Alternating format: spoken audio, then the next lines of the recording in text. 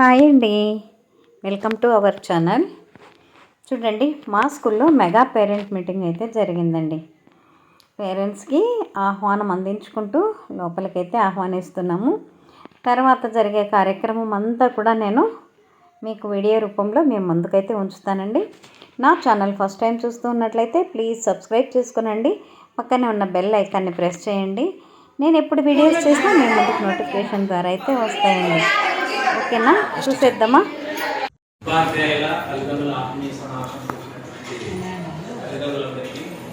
ఎందుకంటే మా పిల్లల తల్లిదండ్రులు, ఎందుకంటే మీ దగ్గర ఉండేది కేవలం 4 గంటలు మాత్రమే, మిగతా 8 గంటలు 9 గంటలు మా దగ్గరే ఉంటారు. కాబట్టి మా పిల్లల తల్లిదండ్రులు అని చెప్తాను కాబట్టి మా పిల్లల తల్లిదండ్రులకి స్వాగతం సుస్వాగతం. అట్లాగే నమస్కారం.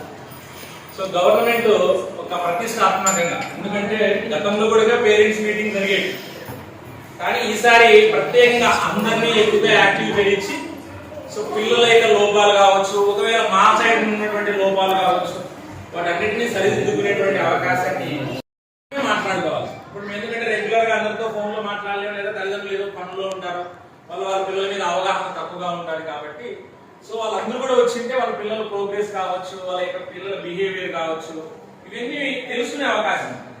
సో మన పిల్లడు ఇక్కడ ఉన్నాడు, మన ప్రోగ్రెస్ కనుక్కుందాం, మన విషయాలు కనుక్కుందాం, సో ఇంకా పరిస్థితులు ఏంటో కనుక్కుందాం అని మీరు ఇనిషియేటివ్ గా వచ్చినారనుకోండి. అలా ఇనిషియేటివ్ గా తీసుకొని మీరు రోజు ఇక్కడ కనపడారనుకోండి, మాకు కూడా ఒక ఎఫెక్టివ్ గా పనిచేయడానికి అవకాశం. ఎందుకంటే పిల్లలు తల్లిదండ్రులు అడుగుతారు, కాబట్టి దాని తగ్గట్టుగా మనం కష్టపడాలి.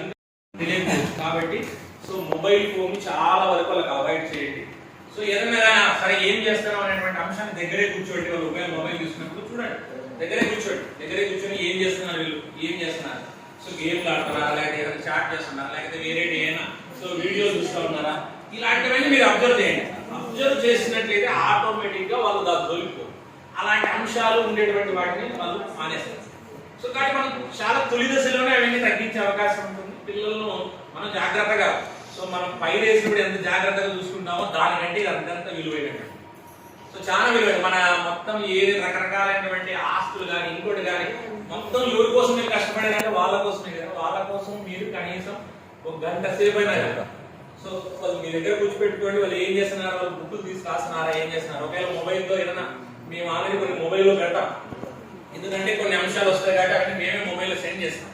సో ఆ వచ్చినప్పుడు వాళ్ళు సార్ ఎందుకు మొబైల్ అంటే సార్ పెట్టినాడు ఇలా అలా రాసుకోవడానికి ఇలా చదువుకోవడానికి అన్నప్పుడు సరే కూర్చో రాయి అంటే మీరు ఒక 15 నిమిషాలు 20 నిమిషాల దగ్గర కూర్చున్నారు, ఆటోమేటిక్ గా నా మీద ఒక అబ్జర్వేషన్ స్టార్ట్ అయింది. మా అమ్మ చూస్తాడు, మా నాన్న చూస్తాడు, సో నేను ఎలాంటి తప్పు చేయకూడదు అనే ఒక భావన వచ్చేసి భయం కూడా మొదలవుతుంది. కాబట్టి తప్పులు జరగవచ్చు. కాబట్టి పిల్లలను సో మీరు కాపాడుకోవాలి. మీటింగ్ అంతా అయిపోయాక ఇలా పేరెంట్స్ టీచర్స్తో నాతో అలా వాళ్ళ పిల్లల గురించి అడిగి మరీ తెలుసుకుంటున్నారండి. మా టీచర్స్ కూడా చాలా చక్కగా వాళ్ళ పిల్లల గురించి అయితే పేరెంట్స్కి అయితే తెలియజేస్తూ ఉన్నారు. చూడండి ఎంత బాగా మాట్లాడుకుంటున్నారో.